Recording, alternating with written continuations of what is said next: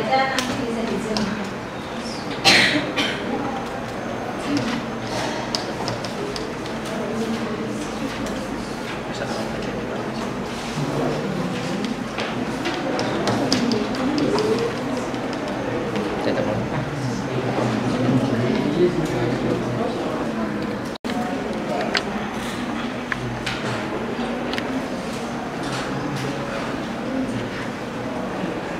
Sudah ya, saya siap. Iya. Oke.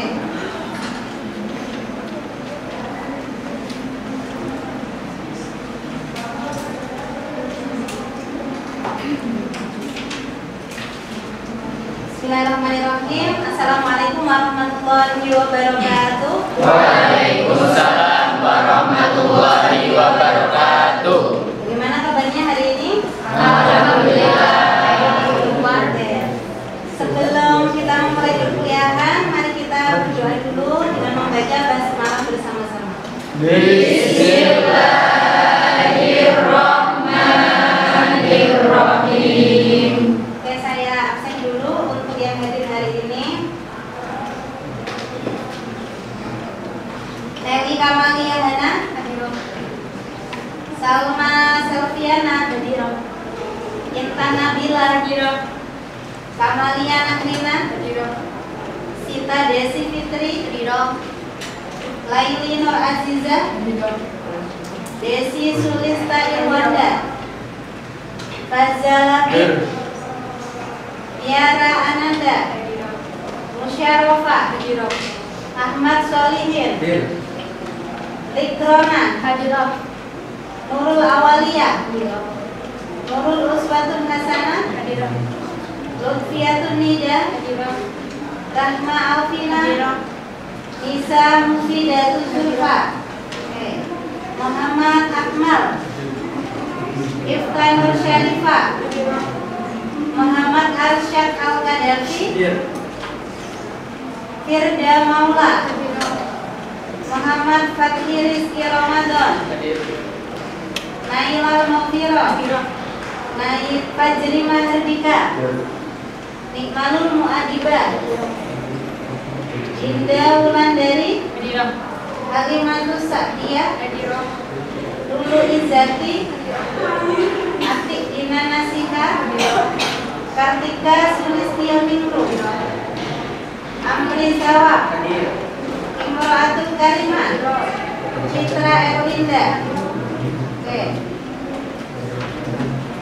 Baik semuanya, sebelum kita memulai pembelajaran pada hari ini, kalian tahu hari ini tanggal berapa? 28. Hari apa itu? Sumpah Pemuda. Ya, oke. Untuk menambah rasa nasionalisme kita, silakan semuanya berdiri untuk mengikrarkan Sumpah Pemuda.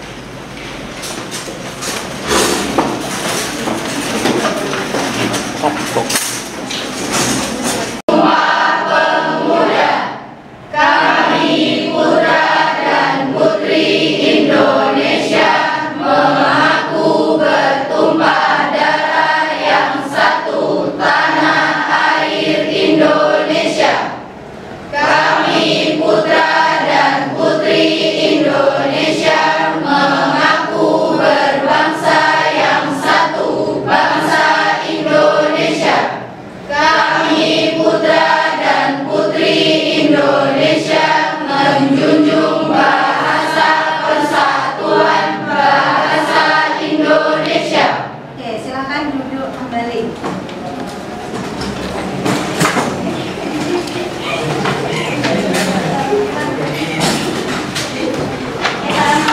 Semuanya, materi minggu lalu yaitu tentang demokrasi Pancasila di Indonesia. Kita tahu bahwasanya demokrasi itu ada triple R, yaitu oleh rakyat, dari rakyat. Oke, masih ingat ya. Selanjutnya, sebelum kita memulai materi pada hari ini tentang hak asasi manusia, kita adakan pretest terlebih dahulu. Silahkan semuanya membuka quizzes.com. Untuk pretest, silahkan membuka quizzes.com. Kemudian masukkan kode untuk pretest hari ini, yaitu 945972.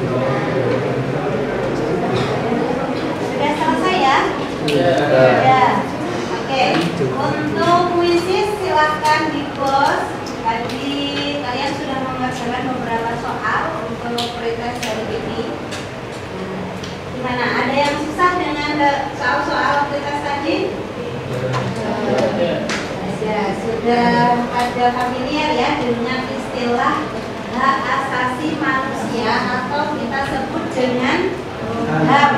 Oke. Semuanya silahkan perhatikan gambar yang ada di PPT hari ini. Kira-kira itu gambar apa? Ada gambar apa? Kekerasan pada anak. Selanjutnya gambar apa itu? Diskriminasi. Orang miskin dilarang sekolah, padahal kita tahu bahwasanya semua orang di mata hukum itu sama, baik yang kaya atau yang miskin punya hak yang sama untuk menuntut ilmu. Oke. Nah, keempat, gambar yang sudah kalian lihat tadi itu ada gambar apa? Kekerasan pada anak. Selanjutnya gambar apa itu? Diskriminasi. Orang miskin dilarang sekolah, padahal kita tahu bahwasanya semua orang di mata hukum itu sama, baik yang kaya atau yang miskin punya hak yang sama untuk menuntut ilmu. Oke. Nah, keempat, gambar yang sudah kalian lihat tadi itu Human rights could be generally defined as those rights which are inherent in our nature and we cannot live as human beings. Jadi, hak asasi manusia secara umum dapat didefinisikan sebagai hak-hak yang melekat dalam diri kita dan tanpa adanya hak tersebut kita tidak bisa dikatakan sebagai manusia. Oke, benar sekali. Ya, jadi human right could be generally defined as those rights that are inherent in our nature and we cannot live as human. Jadi yang namanya hak asasi manusia adalah seperangkat hak yang melekat pada diri manusia yang sudah dibawanya secara alami sejak dia lahir. Tanpa adanya hak asasi manusia, maka kita tidak bisa hidup. Nah, itulah pentingnya hak asasi manusia.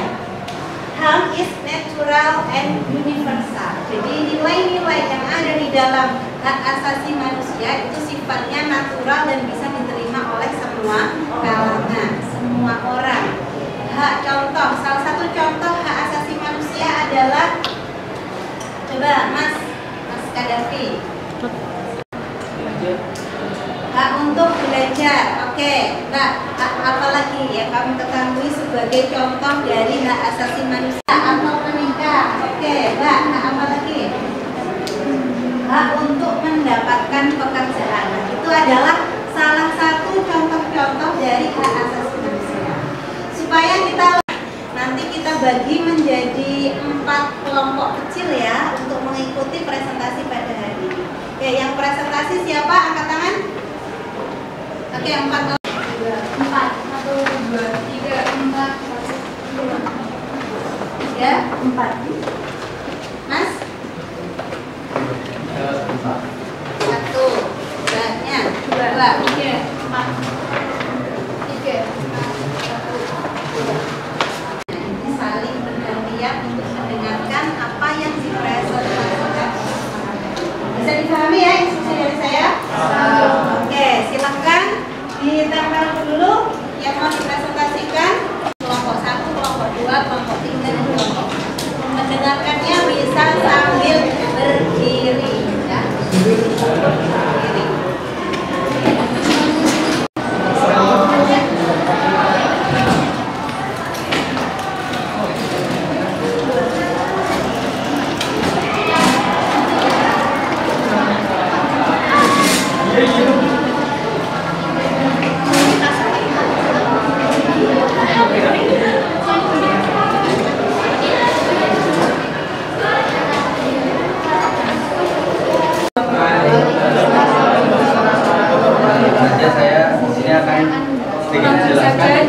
Konsep hak asasi manusia dalam Islam atau dalam Islam manusia dipandang sama di hadapan Tuhan, di hadapan Allah Subhanahu Wa Taala, meskipun berbeda suku, berbeda bangsa, ras, dan golongannya berbeda-beda.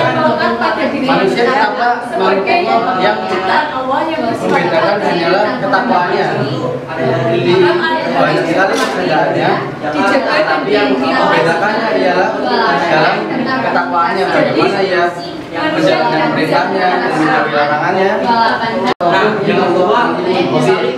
artinya, wahai manusia, walaupun kami telah menciptakan kamu dari seorang laki-laki dan seorang perempuan, kemudian kami jadikan kamu berbangsa-bangsa dan bersuku agar kamu saling mengenal, dan sesungguhnya yang paling mulia di antara kamu di sisi Allah adalah orang-orang yang bertakwa. Artinya menghormati. Adapun hak termas itu Al-Qadrin sebagaimana surah Al-Isra ayat 70 dan yang kedua hak bebasi umatku dari surah Al-Bayan. Nah, selanjutnya yang keempat hak kehormatan pribadi dari surah Al-Tahrim ayat 6. Yang kelima ada hak menikah dan berkeluarga di surah Al-Baqarah. Boleh ditanyakan mengenai konsep hak asasi manusia dalam Islam. Silakan yang ini bertanya. Saya persilakan.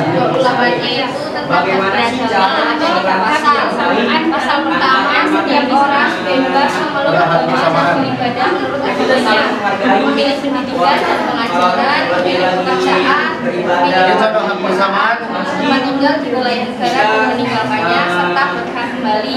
Kami lemparkan mereka di atas banyak makhluk yang kami ciptakan dengan kelebihan yang sempurna.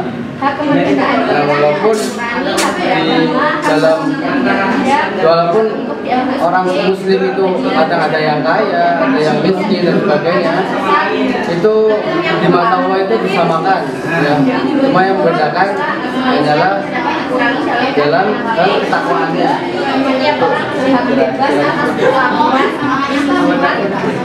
Diskriminatif atas dasar akal dan bertanggung jawabkan perlindungan terhadap orang yang berpendapat diskriminatif. Silakan berpindah tempat. Bahwasanya pindah. Jadi saya akan menjelaskan konsep hak asasi manusia dalam Islam dalam Islam manusia tetaplah makhluk Allah yang sama. Di mata Allah itu semuanya sama, tidak ada yang beda. Cuma yang membedakan itu dalam tingkat ketakwaan. Silakan berpindah tempat. Bahwasanya pindah. manusia dalam Islam. Islam. Dan dalam Islam, manusia tetaplah makhluk Allah yang sama. Di mata Allah itu semuanya sama, tidak ada yang beda. Semua yang membedakan itu dalam tingkat ketakwaan.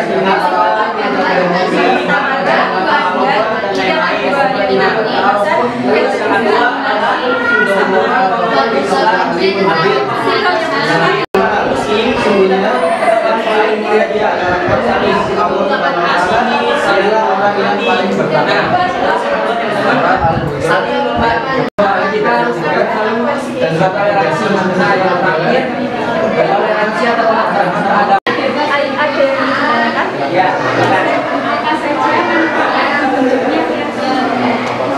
manfaatnya yang pertama adalah kita saling menghargai. Bertanya tentang Contohnya kita sebagai terus penerima Islam bisa yang namanya beribadah orang yang sesungguhnya yang paling mulia di antara kamu di sisi Allah adalah orang yang paling bertakwa. Surah Al-Hujurat dijelaskan dalam pasal 1 itu yang orang yang lainnya seperti keluarga, kehormatan, martabat, Surah Al-Isra ayat kekuasaannya serta berhak atas keluarga di Surah Ar-Rum ayat 21. Kiranya itu saja yang saya dapat jelaskan pada konsep. Kalau ada yang perlu ditanyakan, silahkan ditanyakan. Saya beri sesi tanya jawab.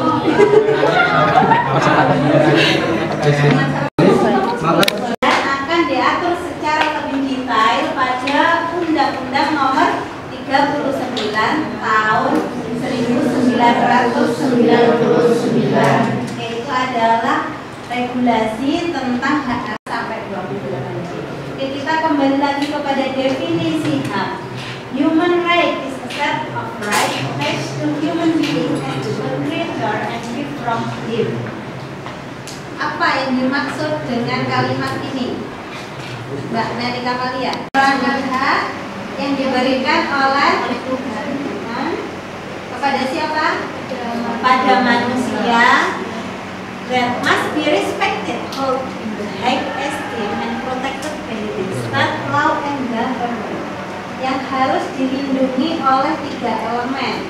Siapa yang melindungi? Yang pertama adalah state, negara, law, government, pemerintah.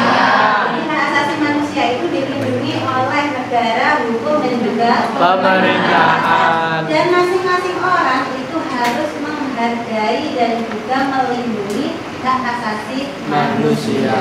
Masih ingat pada pasal 28C, hak asasi manusia seseorang dibatasi oleh orang lain. Oke. Selanjutnya kesamaan atau equality. Yang ketiga accountability. Nah, ini adalah 3 prinsip dasar hak asasi manusia. Oke, kita lanjut pada regulasi HAM di Indonesia. Tadi Undang-Undang Dasar 1945 pasal berapa, Mbak? A sampai 28D, kemudian UU nomor berapa? 1999. Itu adalah regulasi dari hak asasi manusia. Selanjutnya kita akan mempelajari isi dari regulasi itu. Silakan semuanya bisa mendownload dan membuka Undang-Undang Dasar 1945 yang sudah diamandemen keempat. Ingat ya, itu kita sudah mempelajari tentang kemudian ada hak apa lagi, Mbak? Iya, benar sekali. Jadi ada hak untuk hidup dan ada hak untuk mempertahankan kehidupannya. Selanjutnya pasal 2, hak untuk melanjutkan perkawinan dan keturunan melalui perkawinan. Berarti ada hak untuk berkeluarga. Itu ada hak perlindungan.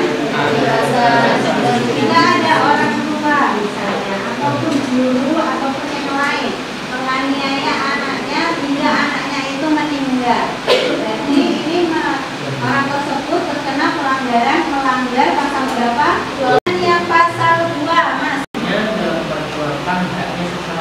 wajib untuk pegawai masyarakat Indonesia. Oke, masing-masing kita punya hak untuk bisa memajukan hidup, punya hak untuk bisa mengembangkan diri kita. Bagaimana caranya mahasiswa bisa mengembangkan dan memajukan dirinya selain mengikuti perkuliahannya? Agama yang terakhir yang disahkan di Indonesia adalah agama Islam.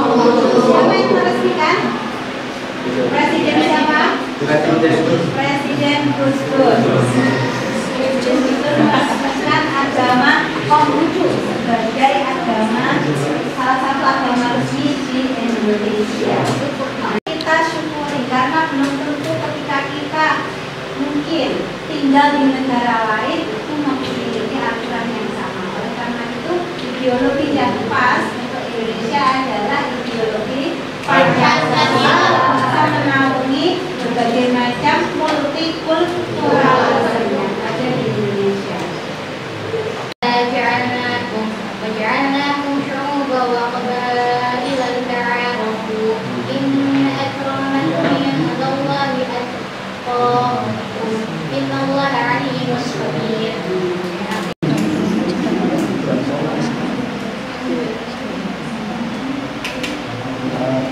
Dan wahai manusia, sungguh kami telah menciptakan kamu dari seorang laki-laki dan seorang perempuan. Kemudian kami jadikan kamu berbangsa-bangsa dan bersuku-suku, agar kamu saling mengenal. Sesungguhnya yang paling mulia di antara kamu di sisi Allah adalah orang-orang yang paling bertakwa. Itu tadi paling tinggi derajatnya di sisi Allah bukan orang yang kulitnya putih, bukan orang yang tinggi, bukan orang yang pintar, bukan orang yang hidupnya maju, tetapi yang paling bagus di sisi Allah adalah orang yang bertakwa. Jadi berlomba-lombalah wa ta'awanu 'alal birri wat taqwa wa la ta'awanu 'alal itsmi wal 'udwan. Oke, selanjutnya ada contoh. Nah, yang pertama, apa definisi dari HAM? Mbak, silakannya. Oke, sebutkan 3 prinsip dasar dalam hak asasi manusia. Enggak?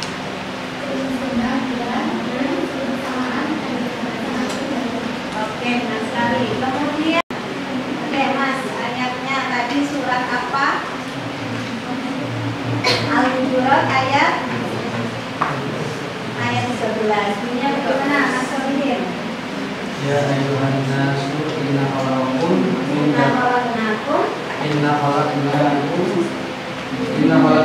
min dzakarin wa unsa wa ja'alnakum syu'uban wa qabaila lita'arafu inna akramakum indallahi atqakum innallaha alimun khabir. Selanjutnya, sebutkan regulasi hak asasi manusia di Indonesia. Ayo Mbak. Nah, regulasinya dalam undang-undang tadi pasal berapa?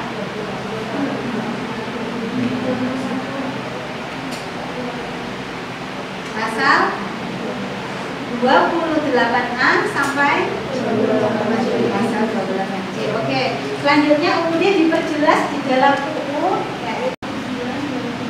tahun 1999 ya. Bukunya adalah nomor 39 tahun 1999. Yang terakhir, sebutkan macam-macam hak asasi manusia dalam Islam. Hak asasi manusia dalam Islam yang pertama adalah keagamaan negara, mengatur kehidupan sosial. Yang pertama, semua pemeluk Islam adalah satu walaupun berbeda suku bangsa. Yang kedua adalah hubungan antara komunitas Muslim dan non-Muslim berdasarkan pada prinsip tamu. Silakan angkat tangan nanti yang bisa bagi beliau satu. Oke, untuk post test pada siang hari ini akan kita buat untuk sesi tanya jawab, mengetes seberapa besar pemahaman kalian terhadap materi kita. Sebutkan dan jelaskan model-model demokrasi di Indonesia. Oke, silakan berdiri. Yang pertama ada demokrasi klasik adalah warga negara seharusnya menikmati kesetaraan politik agar mereka bebas memerintah dan diperintah secara bergiliran. Yang kedua, ada republik protektif adalah partisipasi politik sebuah kondisi yang penting bagi kebebasan pribadi.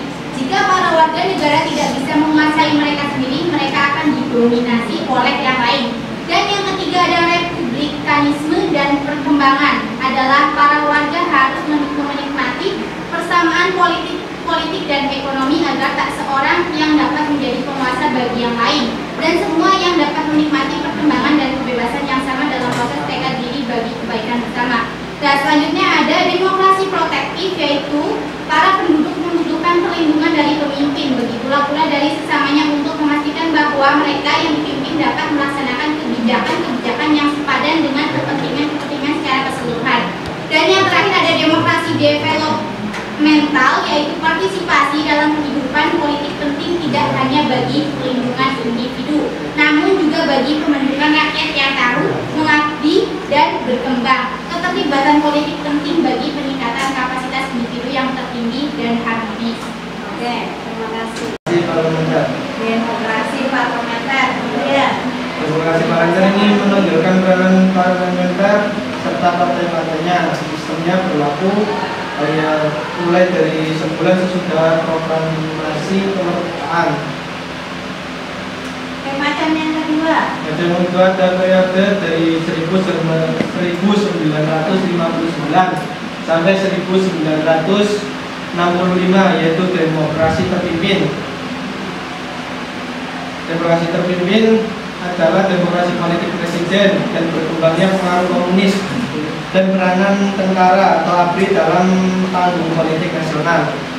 Terus yang ketiga ada demokrasi Pancasila, yaitu pada periode 1965 sampai dengan 1998. Periode ini merupakan masa pemerintahan Presiden Soeharto dengan Orde Barunya. Yang keempat ada periode pasca Orde Baru atau masa demokrasi era reformasi, yaitu mulai dari 1998 sampai sekarang. Salah satunya pas pada masa pemilihan setelah wafatnya Rasulullah, maka kebingungan untuk siapa selanjutnya dari pemimpin tersebut.